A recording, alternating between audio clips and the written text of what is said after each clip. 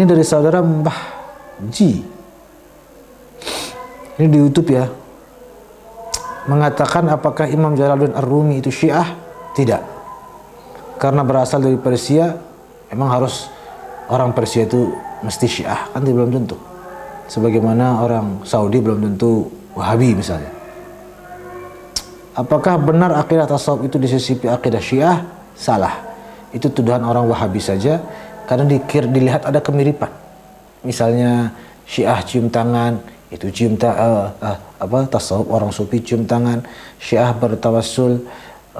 Jadi kadang dikira ada kesamaan dalam beberapa ritual misalnya. Jadi dianggap itu sama, padahal tidak. Yaitu kedangkalan aja dalam memahami aliran-aliran. Lagi pula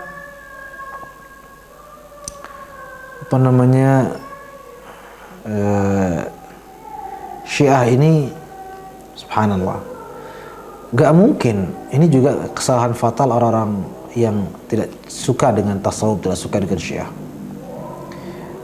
Kok bisa? Saya sendiri bertanya-tanya, kenapa bisa dihubung-hubungkan tasawuf dengan Syiah? Padahal Syiah ini membenci sahabat. Bahkan mereka auzubillah lah, benci namanya Sayyidina Abu Bakar, Sayyidina Umar, Sayyidina Utsman. Sedangkan orang-orang Sufi ini malah mengajarkan kita mencintai para ulama, para aulia, apalagi para sahabat. Kan itu sudah sekali perbedaannya. Saya heran mengapa sampai ada yang menyamakan. Karena ada Ustaz Salafiyah itu kan yang bernama menerangkan bahwa aliran tasawuf itu bukan dari Islam tapi dari Syiah dan Yahudi. Mohon dibongkar dan dijelaskan agar umat Islam tidak terpengaruh ajaran Wahabi. Mohon penjelasannya. Ya seperti itu ya. Tidak perlu dibongkar. Apa yang diungkapkan ini saja sudah tidak berdasar. Tasawuf dari Syiah. Kalau tasawuf dari Syiah berarti tasawuf harusnya membenci para sahabat. Kalau tasawuf dari Syiah harusnya tasawuf itu orang-orang Sufi itu nikah mut'ah. Dan Syiah kan menganjurkan, bukan cuma menghalalkan, menganjurkan nikah kontrak. Sufi tasawuf malah banyak yang nggak nikah kok. Bukan malah sibuk beribadah, banyak yang nggak nikah. Subhanallah, kok bisa tasawuf ini dibilang dari Syiah? Kan tidak berdasar dan tidak terbukti. Ya, faktanya sudah jauh sekali perbedaannya antara apa yang dilakukan oleh orang Syiah dan apa yang dilakukan oleh orang-orang Sufi.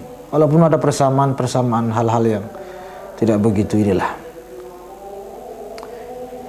Ya kira-kira seperti itu. Ala kulli hal kita saling menghargailah. Ya, perbedaan itu adalah suatu keniscayaan dan kita memberitahukan ataupun menyampaikan yang hak sesuai yang kita yakini, namun dengan cara-cara yang santun dan dengan cara-cara yang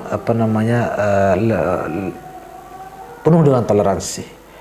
Kemudian memang penting, lebih baik daripada kita menghujat atau menyerang para musuh ataupun lawan ideologi kita, lebih baik kita fokus membentengi diri kita dan masyarakat kita tanamkan akidah yang benar, maka insya Allah itu lebih aman daripada kadang-kadang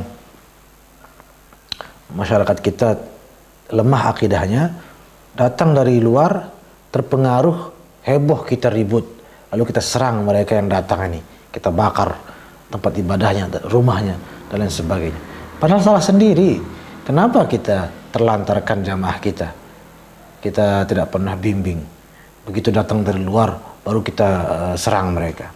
Coba masyarakat kita bimbing, kita didik, kita edukasi, kita kita perkuat akidahnya, termasuk juga wawasan-wawasan keaswajaannya.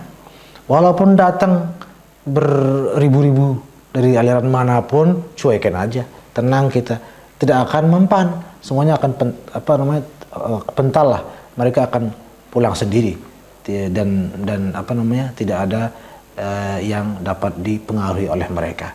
Jadi itu yang saran saya yang perlu diperhatikan kepada kita semua. Mari kita benteng diri, benteng keluarga, anak-anak kita dan semuanya akidahnya. Habis itu silahkan mau didatangi siapapun, mau dia bergaul dengan siapapun, mau dia pergi kemanapun, insya Allah Allah Subhanahu Wa Taala melindungi semuanya.